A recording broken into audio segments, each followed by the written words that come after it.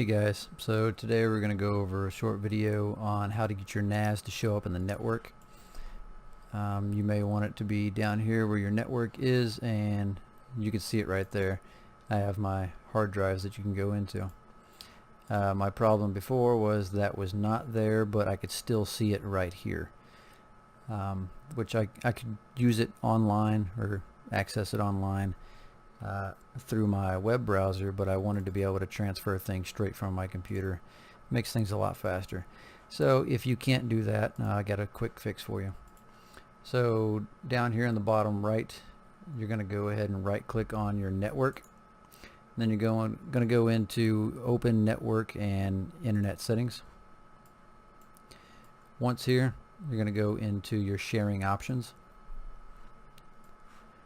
From sharing options, under your private network discovery, you want to make sure your network discovery is turned on, and you have a check mark right here on automatic setup.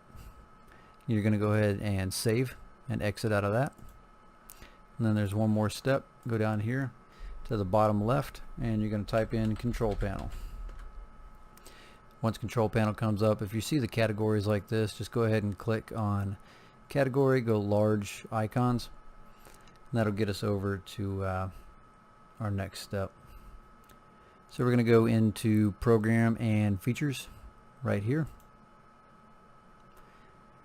On the top left of that screen, turn on Windows features, and right here you're going to scroll all the way down to your SMB. And probably more than likely for you, your SMB 1.0 is unchecked.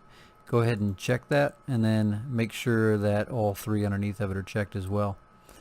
For you, it may be a save icon that'll come up or whatever. Just go ahead and push OK or save, and once it looks through and does its little features check, it's going to ask you to restart. Go ahead and restart your computer. And once you restart, you should be able to see everything in your network just like I do right here. Hope that helped, guys. Have a good day.